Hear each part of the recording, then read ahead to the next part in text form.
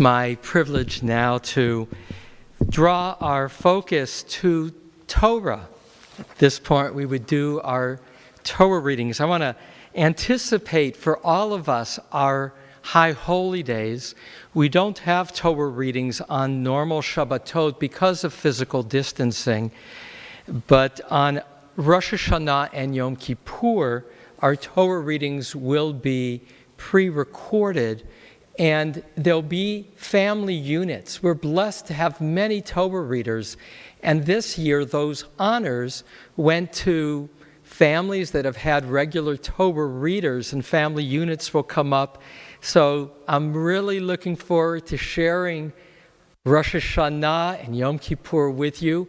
We've had 100 different families in our community participate in what will be part of those coming together as a community on our screens for Rosh Hashanah and Yom Kippur. This morning, our Torah reading is Parsha Ki Tetze. It's in the book of Deuteronomy. It's part of Moses' final oration to prepare the people to enter into the land. This Torah reading, according to the count of Maimonides in his Sefer HaMitzvot, his writing of what are the 613 commandments, he identifies 72 commandments in Ki Tetze, more than any other of the Parshiot, any of the weekly Torah readings.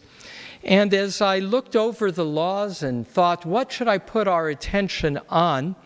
I will ultimately focus on a set of laws that Elie Wiesel said was the most important in the entire Torah, and one that I was thinking about earlier this week with a sense of embarrassment for not really acting on. And that's where I'm moving. I'll keep that as a little anticipation of what that really means. But I want to begin with legal theory. As some of you may know, I taught legal theory for many years to rabbinical school students at American Jewish University. And in fact, that was in the context of certain legal responsa, certain legal opinions that I had the privilege to work on in the course of 20 years serving on the Committee of Jewish Law and Standards. And 3 of those responsa focused on laws in Ki Tetze, and I'll talk about that. But where I want to begin is, what is the nature of law? How does one understand a constitution? And the Bible is our Jewish people's constitution. What's the role of interpretation? What's the sense of historical setting for when laws were written and how we interpret them now? But I want to begin with what may be frankly more familiar to many, and that's our own U.S. Constitution. By way of comparison, 1776, the Declaration of Independence. We hold these truths to be self-evident, that all men are created equal, that they are endowed by their Creator with certain inalienable rights, that among these are life, liberty, and the pursuit of happiness. And so in 1776, a revolution began that would lead to another kind of revolution, that of a genuine democracy. And in many ways, this great country represents the first real democracy that we as Jews participated in. It is the first country to give us as a religion, as a people, the right to vote. It's quite remarkable, isn't it, to think that the United States of America, not in 1776, later, would be the first country to give Jews the right to vote. And I say a little bit later because the Constitution did not come into play until the Bar Mitzvah year. That's right, count 13 years from 1776. 1789 is when the U.S. Constitution gets ratified. We, the people of the United States, in order to form a more perfect union, establish justice, ensure domestic tranquility, provide for the common defense, promote the general welfare, and secure the blessings of liberty to ourselves and for our prosperity. to ordain and establish this Constitution for the United States of America, and would then continue among the other Bill of Rights to say, Congress shall make no law respecting an establishment of religion, or prohibiting the free exercise thereof, or abridging the freedom of speech, or of the press, or of the right of the people to assemble, and to petition the government for a redress of grievances. And so, with great vision, the founders of America created an enlightened democracy with a document that would have values embedded in it, like the separation of religion and state, the creating the rights to assemble and to protest as a democracy, that would then unfold. But when the Constitution was written, and when it said that all men are created equal, that was not our world today on two counts that are the most obvious. First is that did not include people of color. Secondly, it did not include women. And here's something else which is a bit of an aside, and that is the pursuit of women's equality. The right for women to vote would not take place. They wouldn't get that vote till the 1920s.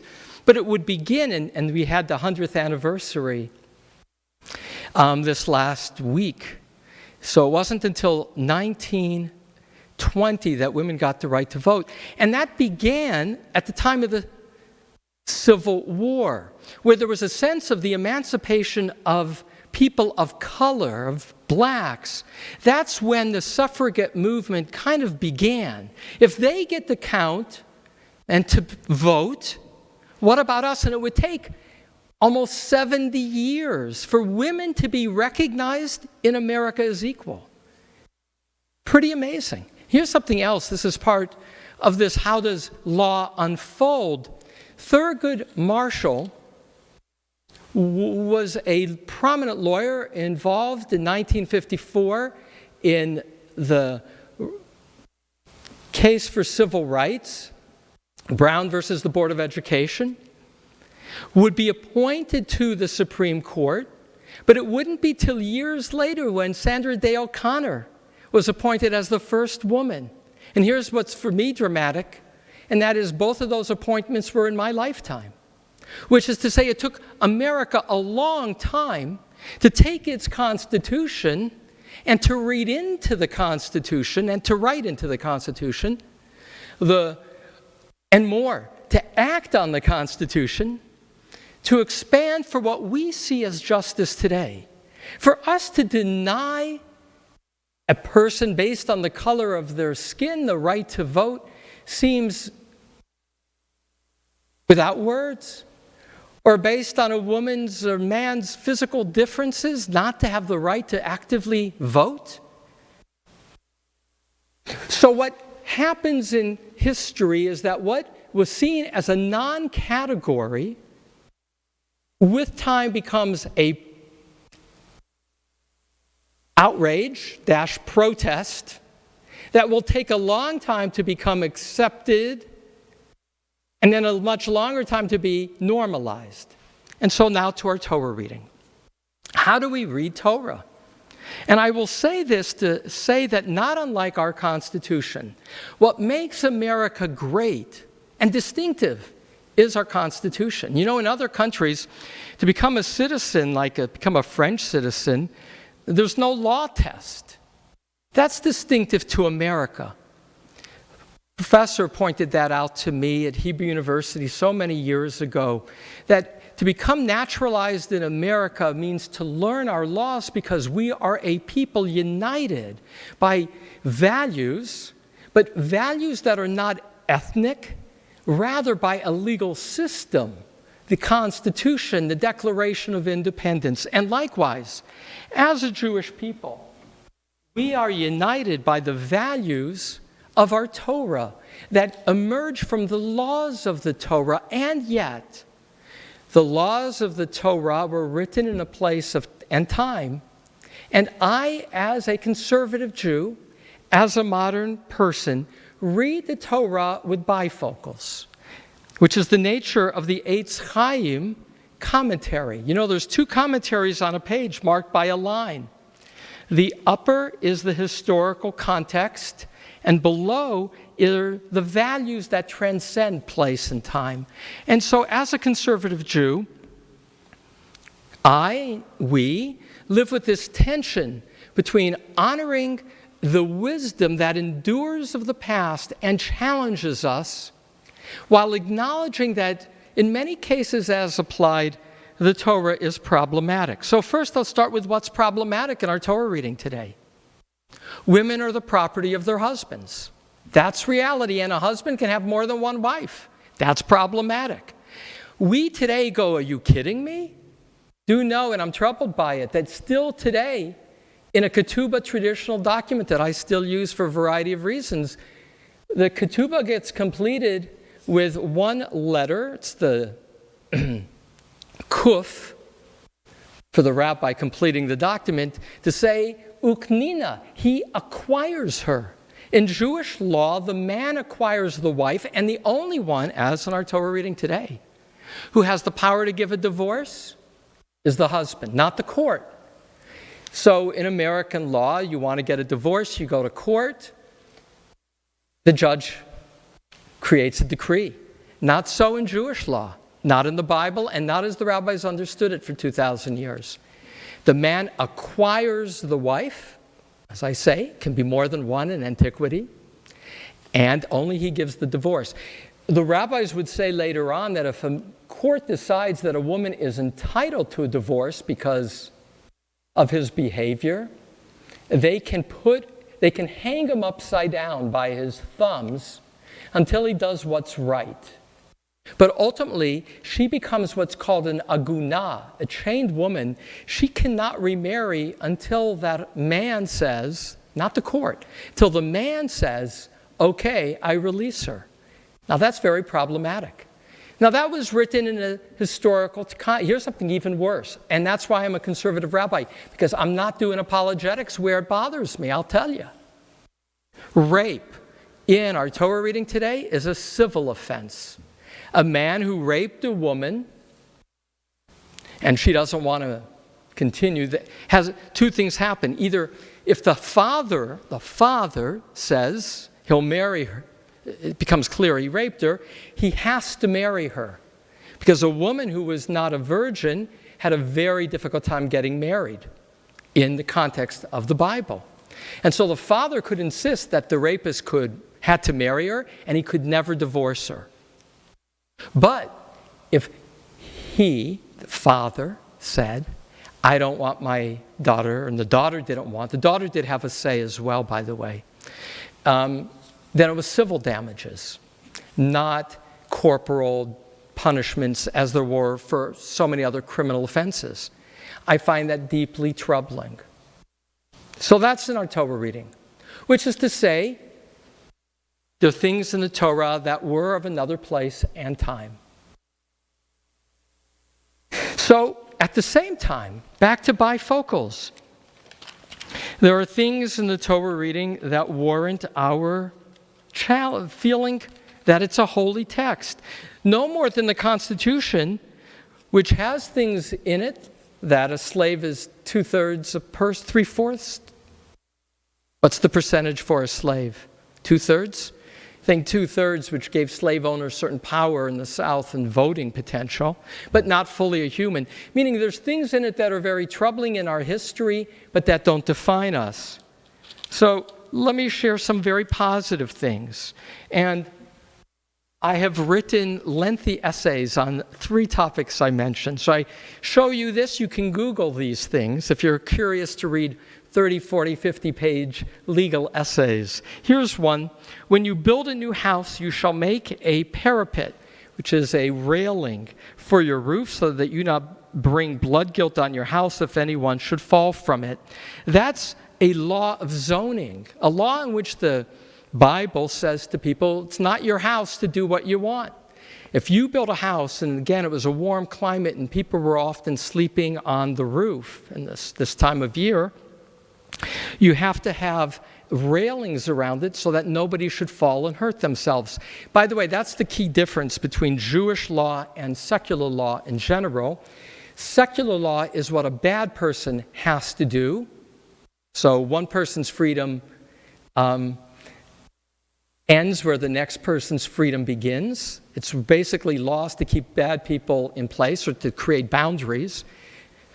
Jewish law is how a person ought to behave. It's written for good people in terms of what are best practices.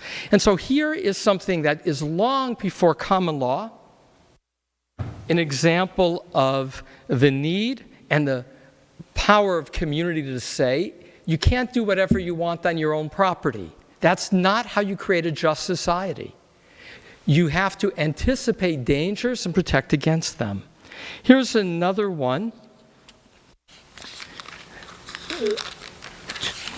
I will keep an eye on the clock. Lo yavo mamzer b'kal Adonai. A mamzer should not come into the congregation of God.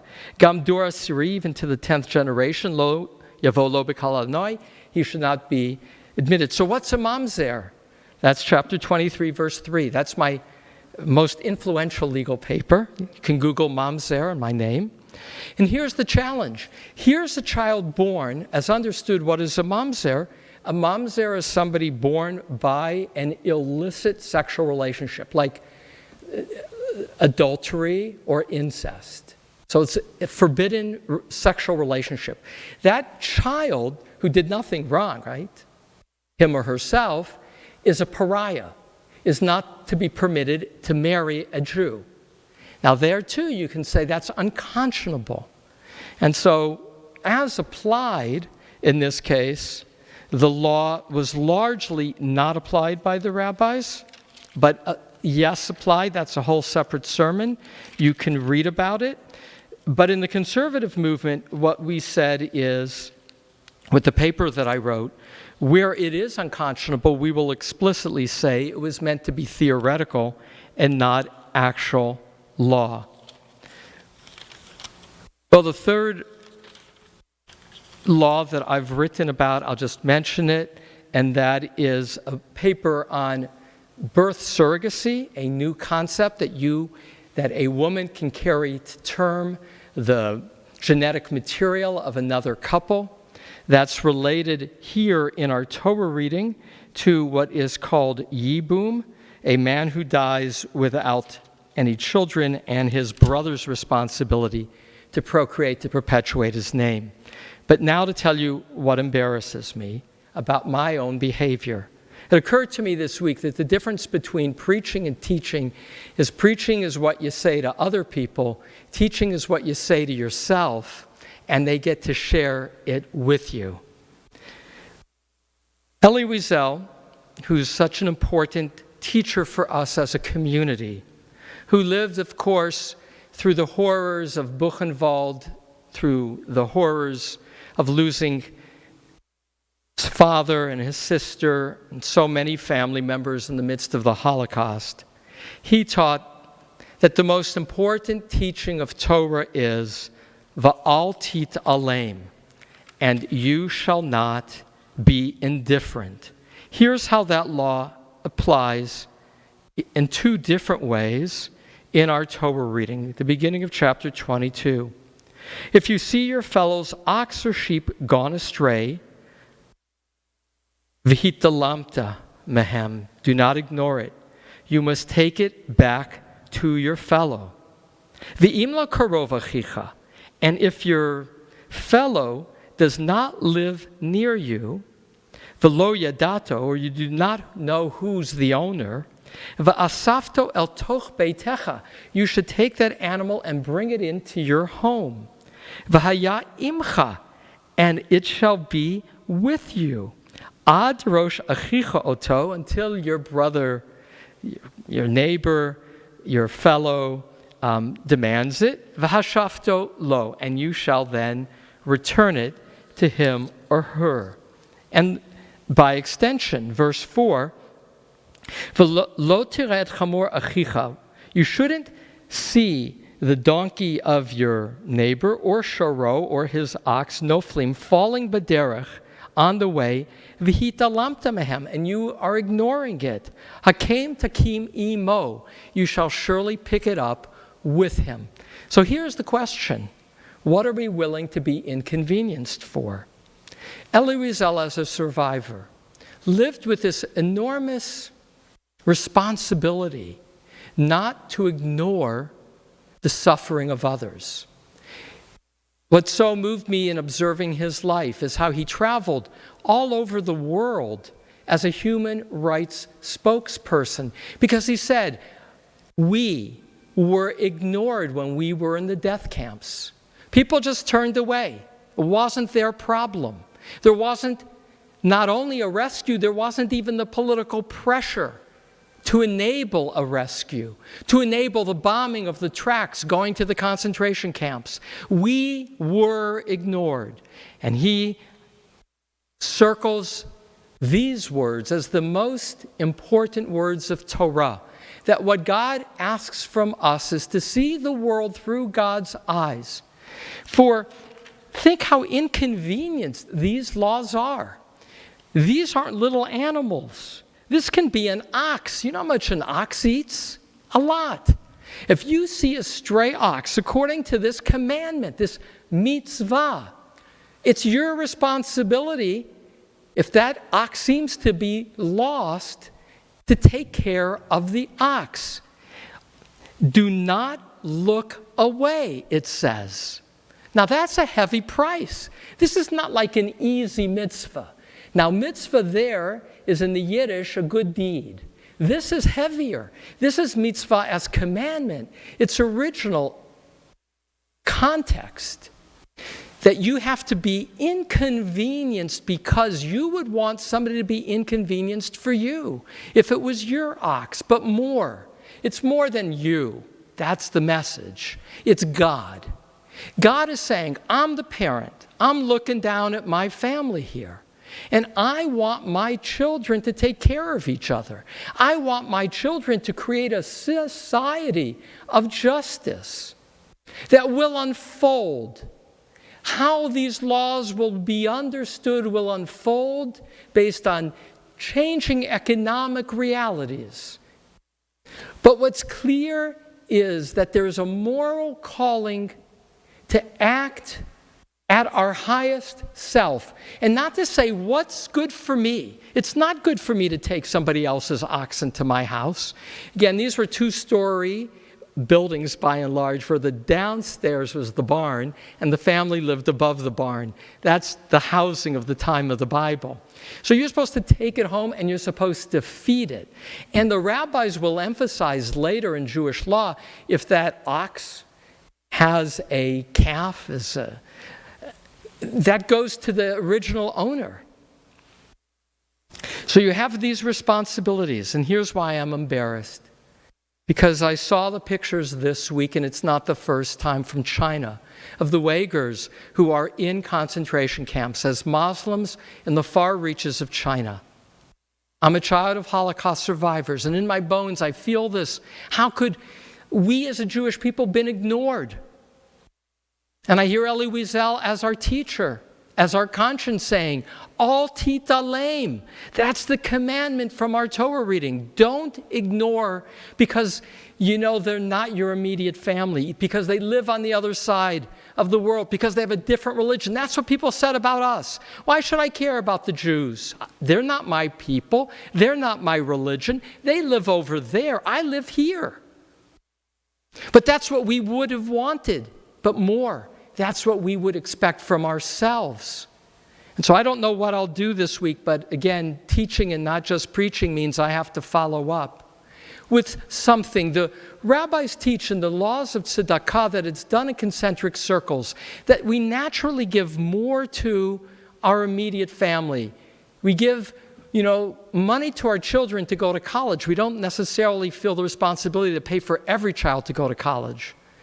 That we give money in concentric circles, but the rabbis in the Code of Jewish Law and the Shulchan Aruch will say there have to be concentric circles that reach us into the largest spheres of the world. Al titalem.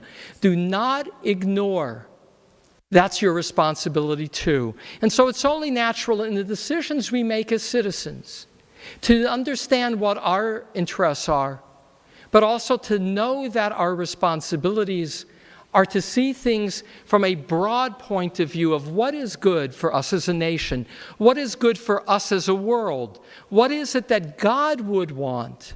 Al titalem, do not be indifferent. This is a law of enormous inconvenience. Ribono Shalom, Master of the universe, hafach ba dekuli ba. The sages said of Torah, turn it over, for all is in it. And yet it needs interpretation.